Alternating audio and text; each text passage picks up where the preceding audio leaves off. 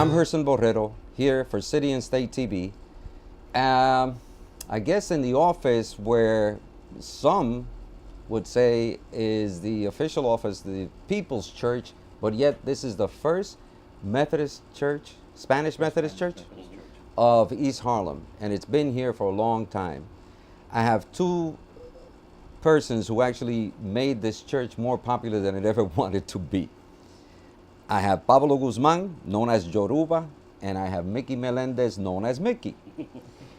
We're here at what some people call the scene of the crime, but it was actually a people's movement that had not been seen in New York City. Take us back to 45 years. What happened? Because there's an event happening here this coming Saturday. 45 years later, I don't think you guys were thinking about, at the beginning, what would happen 45 years later, and yet, this Saturday, it's like weird having this street naming or this corner naming. Very strange. Yeah. You guys were in this church.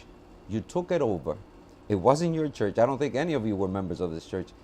Place me back there at that point. Mickey, put me back at that time. Why the Young Lords existed. Why did they come about? Just briefly to give an introduction. Yeah, it's kind of nice to be back together with Pablo. It was at the State University at Old Westbury that Pablo and I, trying to find our roots, went into the library and started to look in the microfiche to find out the history of Puerto Rico. And it was during that entire process that, there was one figure that stood out in our minds during this research. I mean, we went to 1868 and we saw the Batanzas, and again, our history, 1898, the fact that one day we went to sleep, Puerto Ricans, and the next day we woke up U.S. citizens without the consultation of the legislative body in Puerto Rico. There was already currency, there was already a post office, the infrastructure was already beginning to get set up, and then all of a sudden this figure of Don Pedro Albizu Campos pops up. And during that whole process, and learning about the Nationalist Party of Puerto Rico, we basically then decided that we were, revolutionary nationalists, and formed an organization called La Sociedad Albizu Campos, which is basically a study group. I had met Pablo at the State University at Old Westbury. Very impressed, coming out of Bronx High School of Science. I never knew anybody coming out of Bronx High School of Science, given you the must be one of 5 Puerto Ricans that made it there, right, throughout the history. Neil deGrasse Tyson later, it's an interesting school, So I mean, you feel after that like colleges, It's interesting, Bronx, because that's one of the elite schools in the public system, and it's part of what preoccupied part of what the Young Lords' mission was, the organization, the party, in terms of what was happening to our community. The history is there in terms of the 1868 North American invasion, in the possession of Spain, who was also a colonizer. So we have all these mixed things, and still Puerto Rico is still a colony of the United States, which is not much has changed, even within the struggles of past 45 years. We try to raise awareness. We did our part. You we're did still your part. doing our part, because that's not known. People, hey, look, it goes the other way. I mean, how many people think that Puerto Ricans are not citizens? How many racists are like, why don't you go back where you came from? Well, we are where we came from. And we're, people talk about a rainbow of people and how it is that Puerto Ricans in particular, how we get along we understand blacks, we understand our fellow brothers and sisters from Central America, from South America, we understand from the Caribbean. And we're an example, I guess, here that, my father was born here in East Harlem with my uncle. But you happen to be half Puerto Rican and half Cuban. And you happen to be half Puerto Rican and half Cuban. Yeah, more, if you want to split it down to maybe a quarter Cuban and 3/4 Quarter Cuban, there you go. My Boricua Canada, there you go.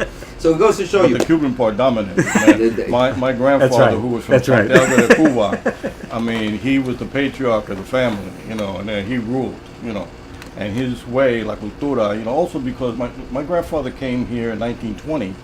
To New York City. Right, from Cuba. Well, no, he went to Tuskegee Institute in Alabama when Booker T. Washington and George Washington. So he was black.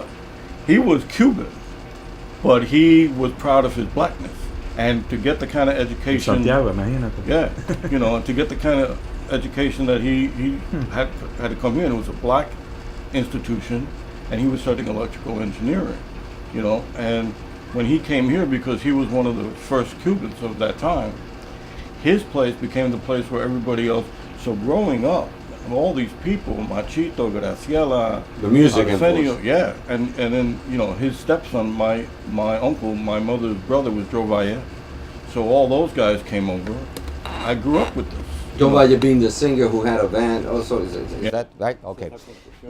Let me, I mean, we can go on for hours here, but in terms of we're in the People's Church, you took over this church. I'm fast forwarding a bit because there is, the City Council of New York is going to actually, one of those official street name changes or the addition is going to happen this Saturday, and it's going to be called Young Lords Way. How does, 45 years later, by the way, City Council Speaker Melissa Marbiabrito, I just realized, is 44, so she wasn't even born when you guys were here messing around. I'm sorry, Melissa. I'm dating these guys, not me, and making you very young. How does that happen that you're still relevant in terms of the minds of certain people? It's because, and I've had to look back at this because people still stop me. They don't stop me. I worked in television. I worked at, I'm a reporter on TV and Radio, print. Yeah, and you kind of get known for that.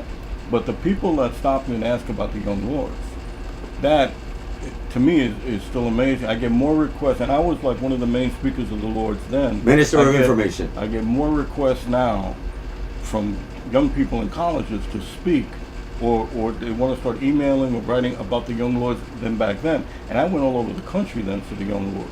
I mean, that's one of the things that put me on the FBI radar. That's why I wound up doing time in prison, because I was opposed to the Vietnam War. The war, by the time my trial came up, was already just about over. Nobody cared about the Vietnam War. And the FBI shows up and goes, and they give the judge this thing, so, oh, he's inciting riots across country. And I wound up getting, 2 years in prison. I did 9 months. But we took this church by accident.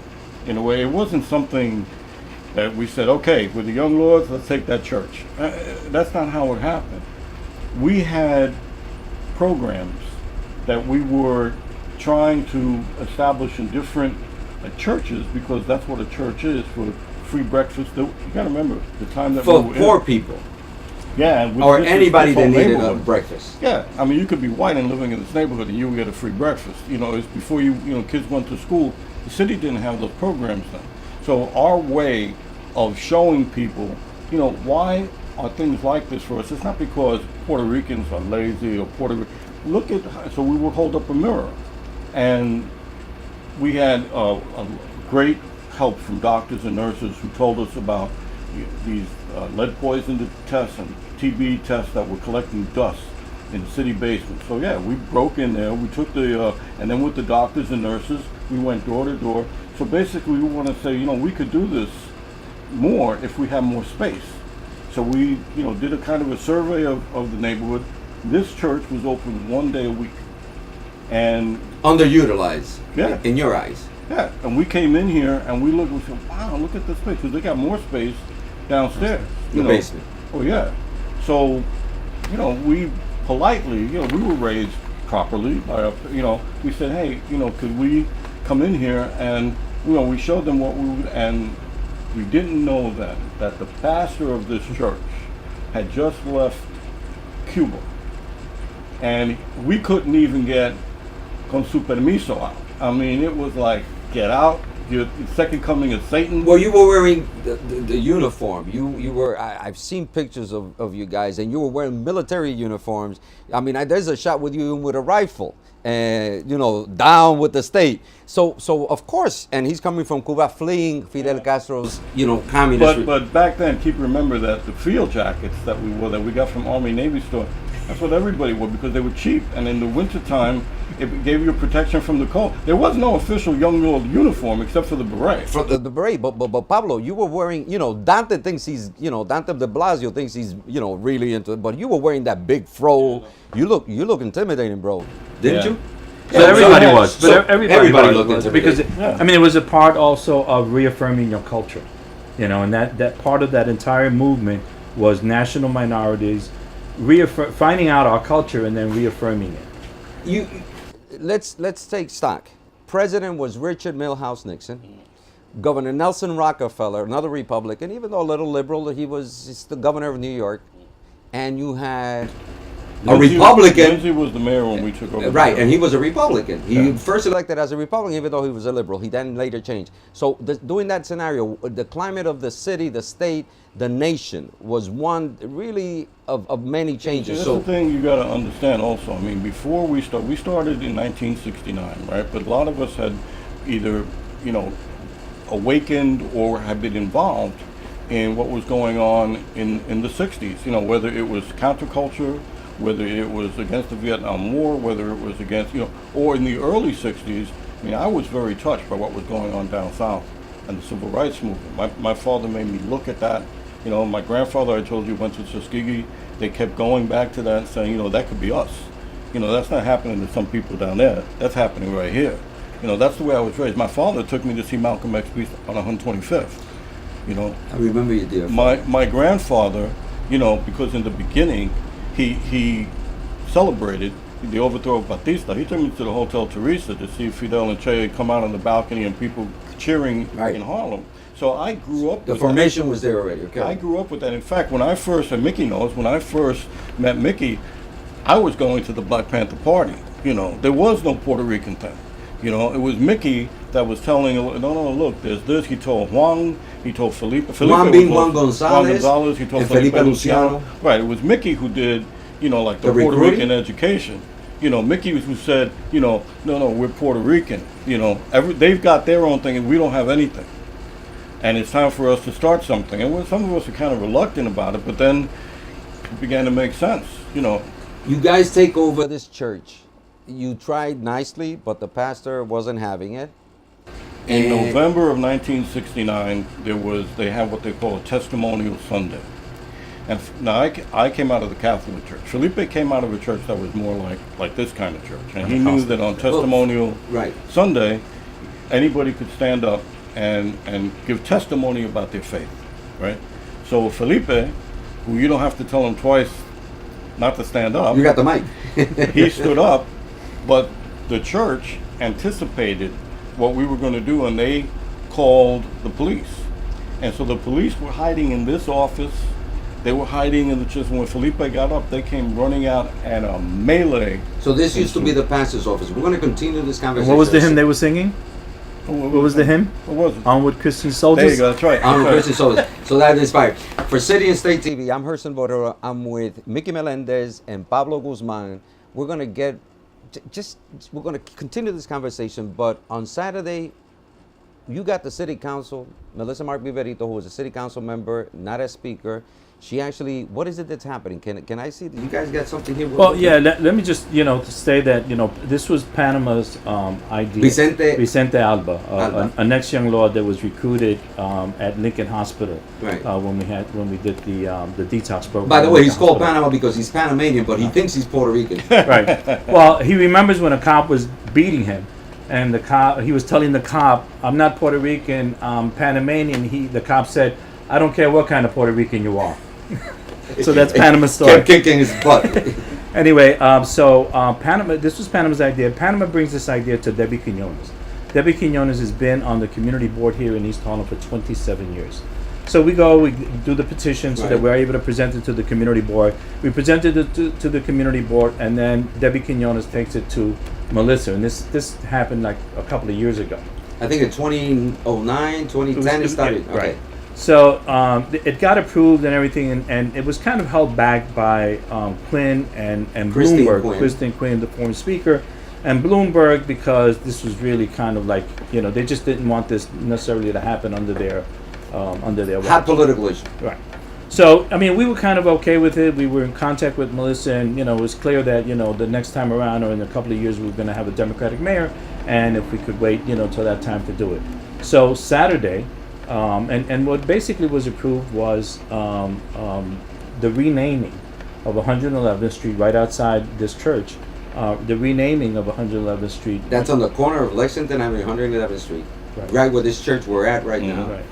To be renamed Young Lord's Way. And July 26th, which is this coming Saturday, the significance of that is because? It's the 61st anniversary of Moncada, which is basically the beginning of the Cuban Revolution.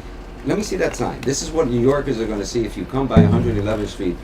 After 1 o'clock, I think it is, on Saturday, Young Lord's Way.